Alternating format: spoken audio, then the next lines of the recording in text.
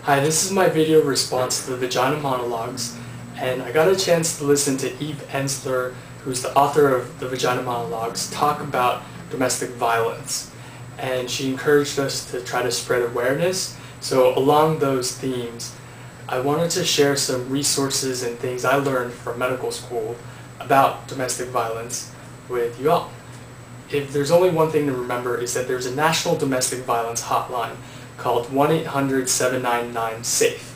And I'm going to post that as well as information on a brochure next to the YouTube video description.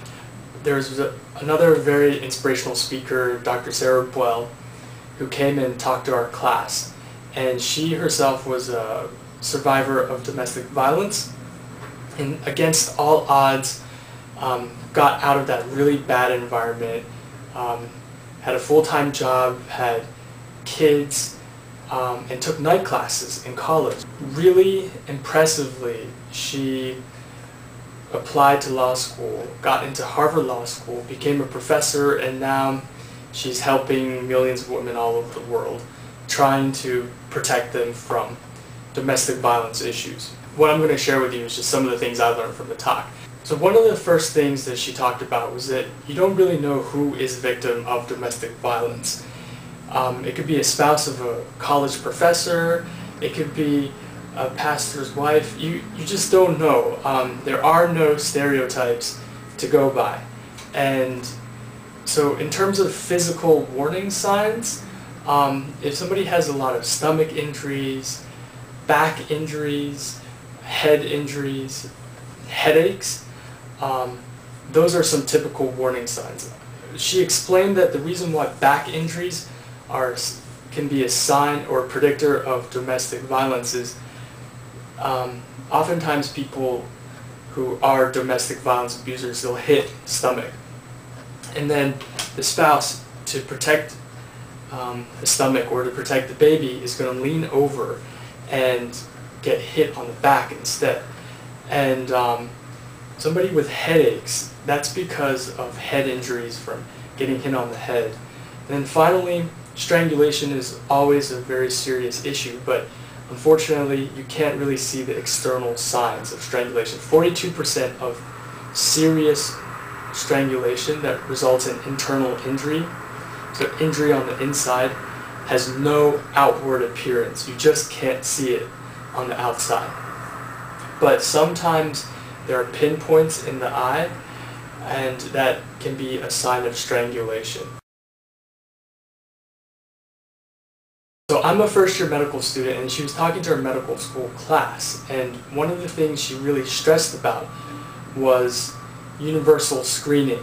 And I think this is something that everybody should know about this, not just med students, but the fact that when you go to a clinic, and if you are a woman, then your doctor or a nurse or somebody should really be asking whether or not you are safe, do you feel threatened at home, sort of those issues, because apparently if there is universal screening, sort of screening on every visit, and it doesn't take long, maybe just 1 minute, but just that 1 minute or 2 minutes can make a huge difference. You can, for example, she gave the story of Dr. Richard Jones, who said that when he started conducting universal screening, he was able to identify several victims per week, whereas before he was only able to identify several victims per year.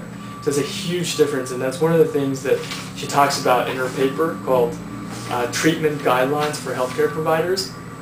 But I think it's not just something that medical school students or doctors should know about, because oftentimes the public opinion is what gets things changed. Another warning sign is if the spouse or partner seems to be very overbearing, calling in, canceling appointments, or calling in and saying, oh, you know, she can't make the party anymore, or just being, if you feel off, if there's a strange feeling that you feel about your friend's partner or spouse, then sometimes that actually means something significant. And so, again, resources like 1-800-799-SAFE are really good resources. That, for example, in this paper, she says that, you know, we can say that I understand you might not want to talk with me about this, but usually when I see depression or injuries like yours, it is because someone is being hurt at home. I want to give you this safety plan brochure, and the number for the National Domestic Violence Hotline is 1-800-799-SAFE. So that was a paper written for healthcare providers, but I think we can probably easily adapt that just for, for our friends and family or people that we care about or are worried about. Dr. Sarah Buel asked us, why don't victims just leave? I think that's a question that many people ask, and I definitely wasn't really consciously wondering about this until she brought it up, but it was a really good point, and she noted that oftentimes people who are victims, they feel that they deserve it, or sometimes they don't leave because of the kids, or sometimes they're afraid that there's going to be violence after they leave. Sometimes they're isolated, sometimes there are no jobs available, they don't have any job skills, they don't have any money, or their family doesn't understand, or they think that they can fix them, fix their partner, or there are threats. I think what's amazing about Dr. Sarah Buel is that she had all of those things going on. Just, fearful of violence, fearful of losing her home, of not having any job skills. And back then, there weren't many resources available. And so she kind of single-handedly, through sheer willpower, left her partner, got a full-time job, took night classes, and just went to law school and came out and established a lot more resources. And so I think, as a personal inspiration, Dr. Sarah Buel is very inspiring, has inspired a lot of people. Thank you for listening. I hope this helped. And so I noted in my video description, that if these videos are really bad, but you like the idea and you think that it's sort of a good idea to be talking about this on YouTube, then please make better videos about domestic violence, about health. And because that's really the whole point of me doing this, is to try to get the message out there. And if I'm not the one best suited, that's fine.